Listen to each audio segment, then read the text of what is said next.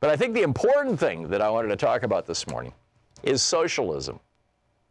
Steve Mnuchin yesterday tweeted, "We're not going back to socialism.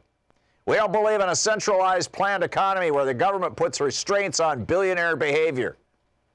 The billionaire behavior I've inserted. But, you know, the reality is that Americans want more socialism. They want America to be more like those countries that have democratic socialism, like the countries of Europe and Central America. Costa Rica, free college, free health care. Costa Rica. Why can't we do that? Oh, we're not smart enough. We're not rich enough. We've got to give tax cuts to the billionaires. We can't have this. The billionaires have to have more tax cuts, don't you know? Saint Reagan told us this. No, Americans want more socialism. They want Social Security expanded and strengthened, and they want the cap lifted so it's not just people making under $120,000 a year who are paying for Social Security. They would like the billionaires to pay for Social Security too. Americans would like a national health care system. It has overwhelming support from both Democrats and Republicans, and certainly among independents, that heals people instead of just making people like Stephen J. Hemsley a billionaire over at United Healthcare. They want banks that support local communities rather than ripping people off. Did you notice one of the things that the Consumer Finance Protection Bureau here under Mick Mulvaney wants to do, they announced this yesterday, is they're going to do away with a rule that was put into place during the Obama administration that says that if you're a payday lender, if you're going to charge somebody 400% interest, and these guys, these people prey on soldiers and low-income people. Soldiers are low-income people in many cases. And that's who they prey on. And the law says that if you're going to write a loan, one of these high-interest payday loans, before you write that loan, you have to know that this person can pay you back. Because if they can't pay you back, the interest is going to start piling up, and they're going to end up, you know, on a $200 loan, they're going to end up $10,000 in debt because of the interest payments. And Mick Mulvaney and the Consumer Finance Protection Bureau say, yeah, we don't need that rule. We're going to deregulate the payday lenders, right? No, Americans would like a little more socialism. They'd like the banks to be regulated. They'd like to know that they're not going to get ripped off when they walk into a lending institution. Americans would like their food and water to be safe.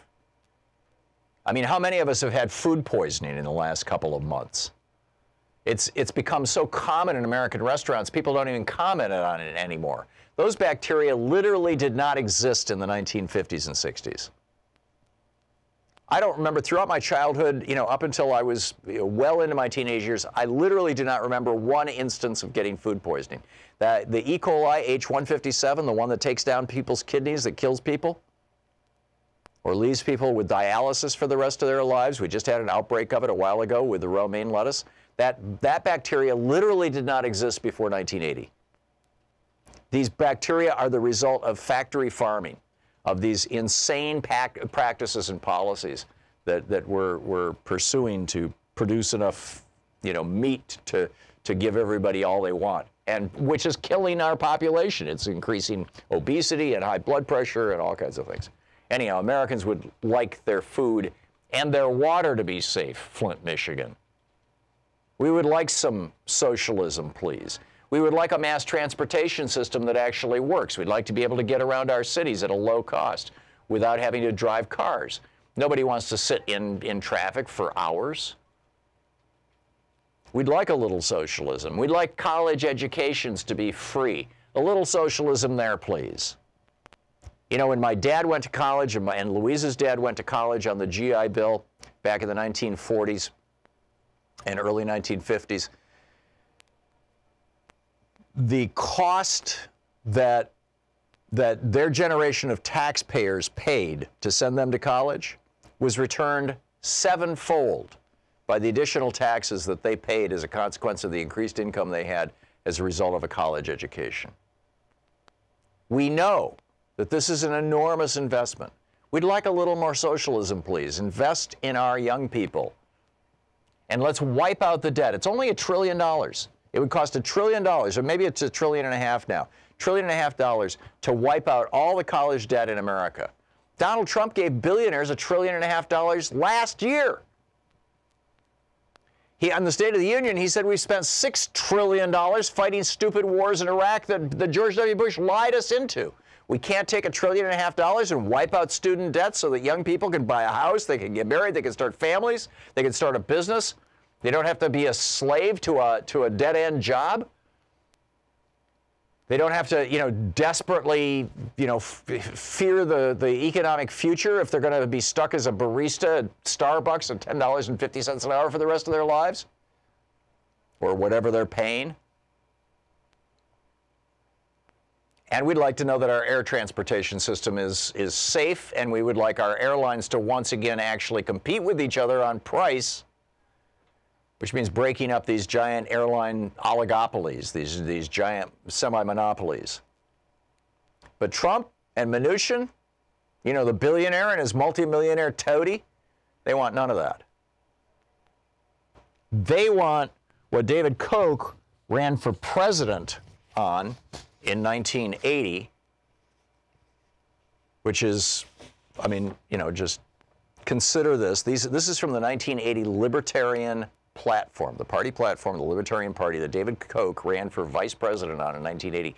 This guy is the guy, well, his brother in large part, but these two brothers are the guys who have funded the Republican Party for the last 30 years in a really big way, and the entire conservative movement, from the Heritage Foundation to the Cato Institute to ALEC to Republicans at the state level, at the county level, at the federal level.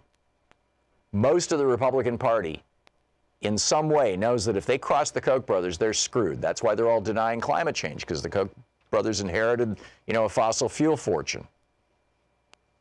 So here's what, when David Koch ran for president: the repeal of the federal campaign finance laws, abolition of Medicare and Medicaid, repeal of Social Security. Yes, in fact, they called it the bankrupt Social Security system when they called for the repeal of it.